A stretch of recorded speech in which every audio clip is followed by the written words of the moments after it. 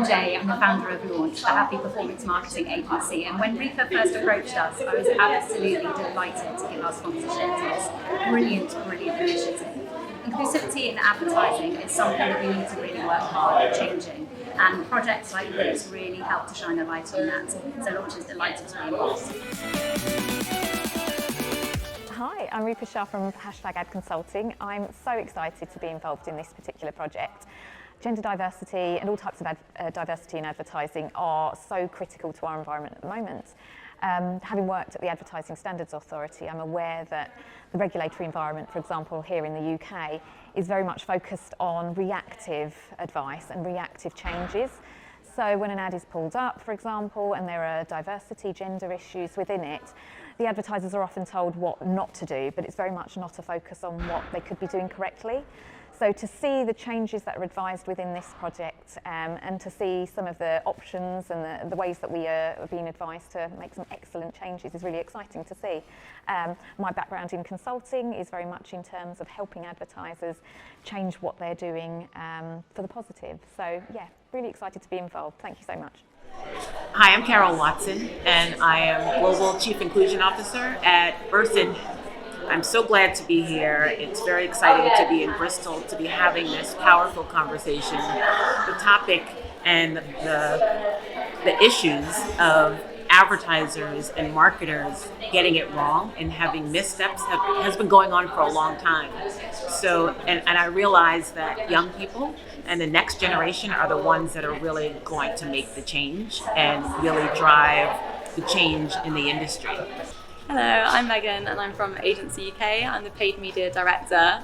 I think this event is so important to encourage conversation about change in advertising. I think people think they know what ethical advertising is, but they don't actually put it into practice, evidently by all of the banned ads that we see here today. So it's really important to have that conversation and make sure that people are actively making sure that their ads are representative and taking their audience into account. Ultimately, that's the aim of the game, right? We need to be representative and making sure that our ads are speaking to our audience. So yeah, really, really encouraging and really positive event, and I'm really glad to be part of it.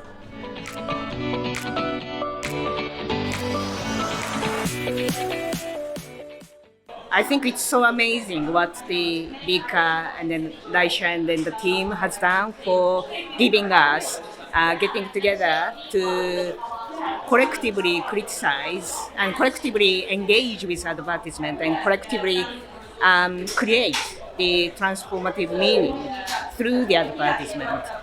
So yeah, I think that a lot of people who are already involved had in the collective discussion of the alternative advertisement. I think that they already find it very stimulating, and I'm also looking forward to join the panel meeting later. Congratulations for Rika and Elisha and the team. Thank you.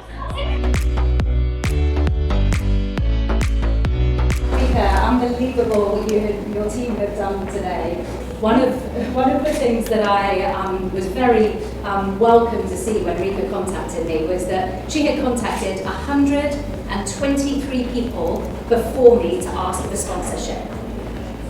The tenacity of that, to take 123 no's before she got a yes, and within 15 minutes I said yes. One of the first reasons why I said yes was not only Rika's energy and what she was putting in front of me, but the Protein World advert came up and flashed up on the screen as she was showing her presentation. And as one of the very few female founders of advertising agencies, inclusivity in advertising is very important to me, but it is hard.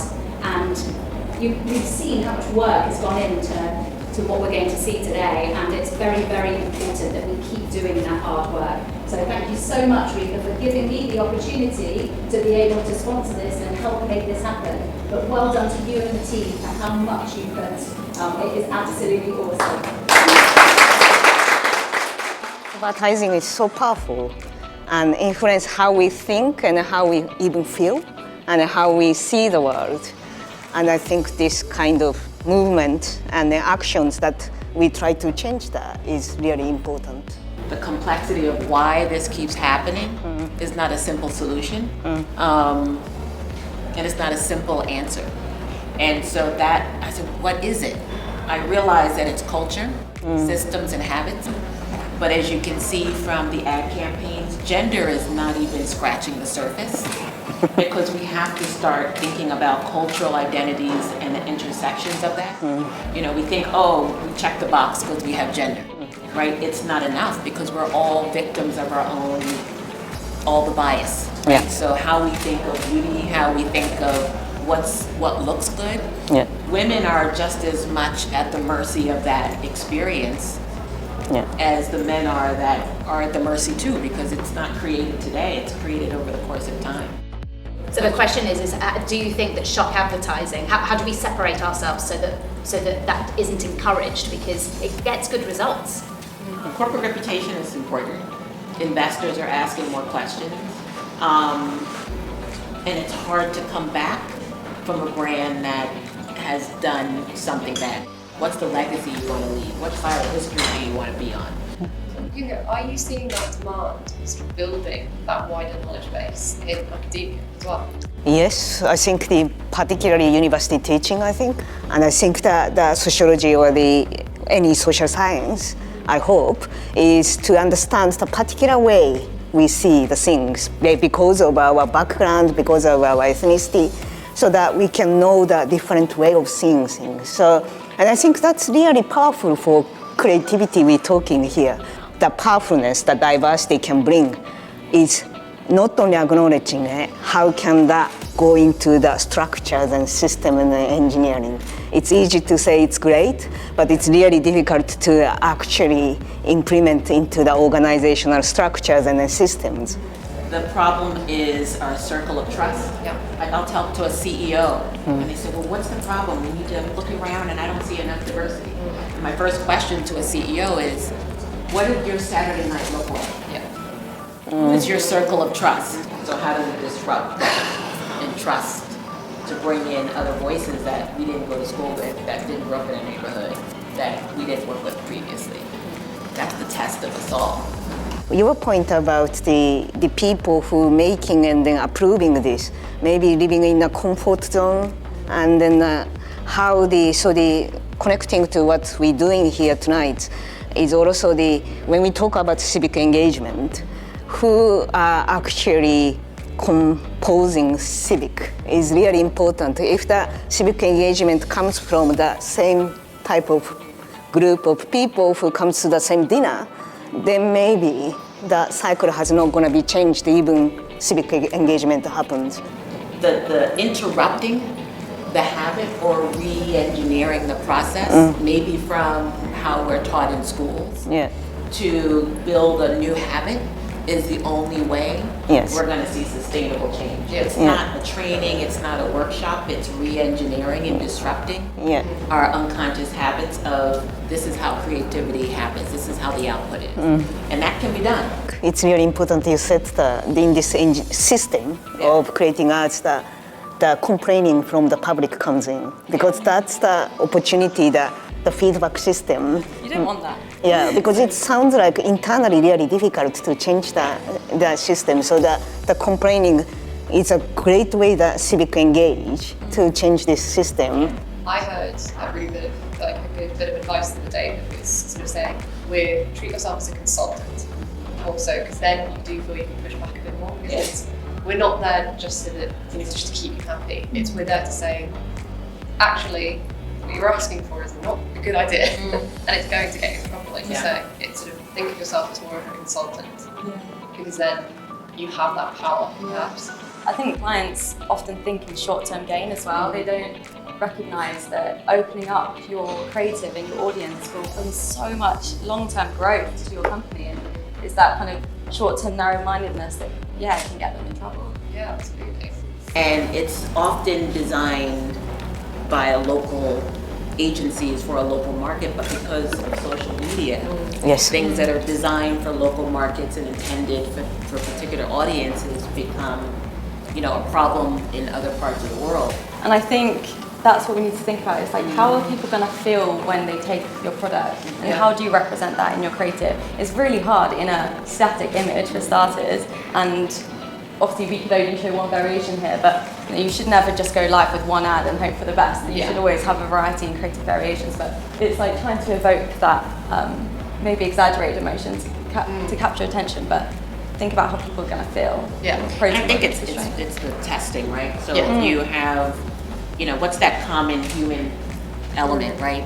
But it might be expressed in different ways, right? And so what that emotion might feel like might show up for different cultures and different identities, but it's the same.